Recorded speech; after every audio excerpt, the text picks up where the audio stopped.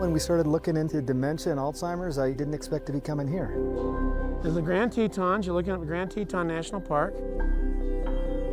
Nestled in these majestic Wyoming mountains is Dr. Paul Cox and his small nonprofit called Brain Chemistry Labs. We're a little bit off the mainstream here. I first sat down with Paul and talked about his unorthodox approach 5 years ago in 2019.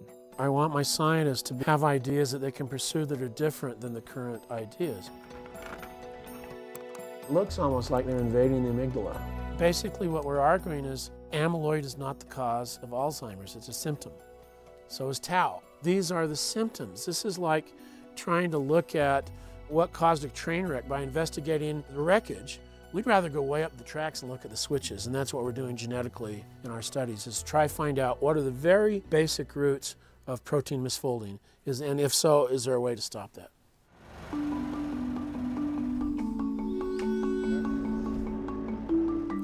It's an audacious theory that has been years in the making, coming not from a medical doctor, but from an ethnobotanist. Ethnobotanist. What exactly is that? I'm trained to spend my time with indigenous people and see how they use plants for medicine. And if we start looking at the pattern of illness and wellness among indigenous peoples as a way of discovering clues to major illnesses, this can sometimes pay off. His novel theory on Alzheimer's disease has its roots on the tiny island of Guam in the Pacific. It started with a mystery surrounding a bizarre mix of ALS and Alzheimer's symptoms. In Guam. What did you see there? At its peak, a quarter of the people in these villages were dying of this disease. Every single family I visited with had some family member that died from the disease. In Guam, the Chamorro villagers were seeing grave neurodegenerative symptoms at 50 to 100 times greater than anywhere else in the world. Dr. Cox told the world about it in 2003. We discovered that they were eating these flying foxes, and that was their most salient food item. We went to every family we'd interviewed. There's a toxin in your food, that these flying foxes, that the cycad seeds have this toxin. And I didn't know what they'd say, and they said, "Thank you. We didn't know what was making us sick. Now maybe we can save our children." Cox's disease detective work unfolded like this. Cyanobacteria, which is often described as blue-green algae, contains toxins such as BMAA. In Guam, BMAA was accumulating in shallow pools of water, which was then leaching into the cycad trees. Those trees were then yielding seeds high in BMAA, which were eaten by flying fox bats. And then humans were consuming those large bats because they're considered a local delicacy. When I first started reading about this, Paul, I thought, okay, well, this situation in Guam, that's got to be a pretty unusual situation. Yes. But the idea that some version of this could be happening in other parts of the world, is that likely? Yes, and what terrified us is when we realized that cyanobacteria might be the culprit. It was like staring into the abyss because we realized you could be exposed anywhere.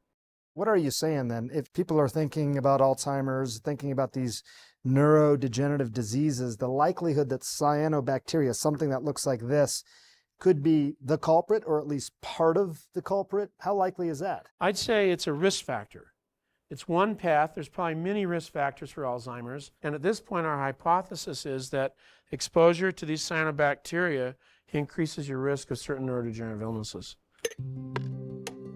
To figure out just how big a risk factor, Cox's team took cyanobacteria and replicated those toxic effects of the BMAA in vervet monkeys.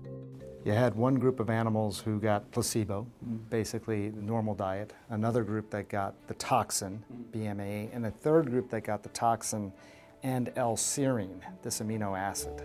And that L-serine reduced the density of neuropathology by up to 85%, depending on the brain region. So that suddenly we thought, wow, this potentially should be considered as a possible way of treating Alzheimer's. A simple amino acid known as L-serine. If you also gave the L-serine with the toxin, boom, it seemed to be protective. It's protective. It was these data that we took to the FDA that led into our advanced clinical trial. How do we get L-serine? Is it something that we normally get in our diet? Yeah, L-serine is rich in our diet. I mean, What kinds of food? eggs are rich. Anything involving soy tofu, edamame, sweet potatoes, turkey, pork. You know, there's a lot of sources. But what amazes me is the average American gets from all of their dietary sources about 3 grams per day of L-serine.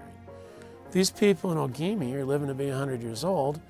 They get 4 times what we get. I spent time with the people he's talking about as part of my Chasing Life CNN original series. Here in Japan's tropical south, on the island of Okinawa, it's what's called a blue zone, which means it's home to some of the longest living people in the world. Yeah, this one. Do you still eat a lot of these today? Now, Dr. Paul Cox is taking that Okinawan diet high in L-serine and putting it to the test here in the United States at Houston Methodist. Essentially, the purpose of the study is to find if the L-serine is able to help these patients slow down or even stop the progression of Alzheimer's disease. Using these jelly beans, researchers are giving 30 grams of L-serine a day for 6 months. It's a placebo-controlled trial of 100 patients with mild cognitive impairment. They have to remember words. Led by neurologist Dr. Gustavo Roman, changes are measured through cognitive tests, PET scans, and blood biomarkers. This is always a hard question, but if it were your relative, would you tell them to take L-serine? We're confident it's safe now, but we want to make sure it's efficacious before we suggest anybody try it. We're going to know for sure in a short time if L-serine can treat mild cognitive impairment, which is a precursor to Alzheimer's. If it's a treatment, it also might be a preventative, so stay tuned. Now, halfway through the trial, results are expected in 2025.